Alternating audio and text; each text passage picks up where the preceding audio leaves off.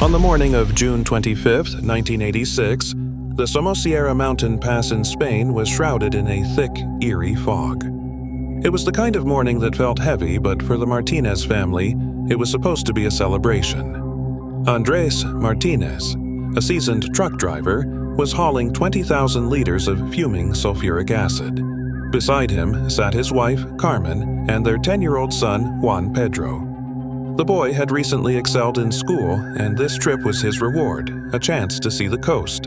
But as the truck reached the steep descent of the mountain pass, something went terribly wrong. At 6:30 a.m., witnesses saw the massive Volvo truck traveling at terrifying speeds, over 75 miles per hour, down a narrow, winding road. It clipped a mirror, sideswiped another vehicle, and finally flipped. The impact was catastrophic. The tank ruptured, spilling a river of white, burning acid across the asphalt.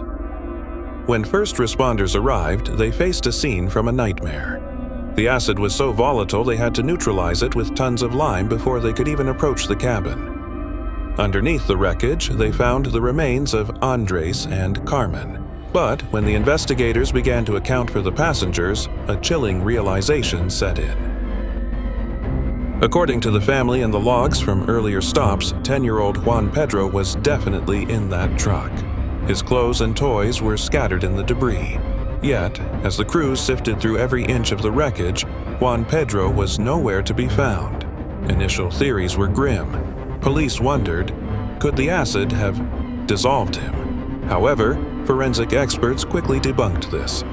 If the acid had been strong enough to leave no trace of a human body, it would have also dissolved the steering wheel, the upholstery, and the remains of the parents. But Andres and Carmen were still there. Juan Pedro had simply vanished. As investigators looked deeper, the case shifted from a tragic accident to a bizarre mystery.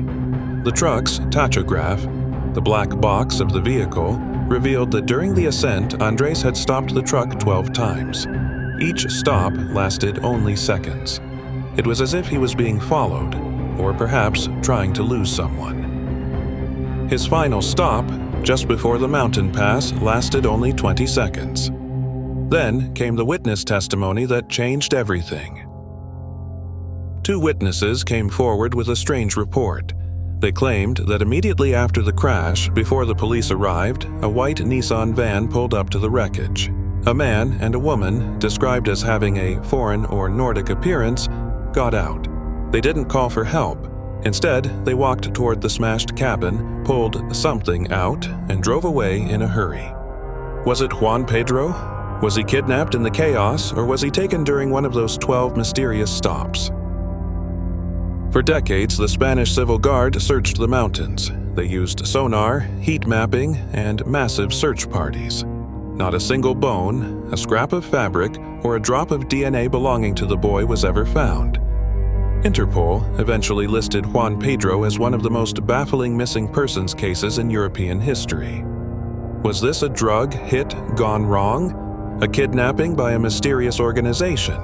Or did a terrified young boy survive the crash and wander into the fog, never to be seen again?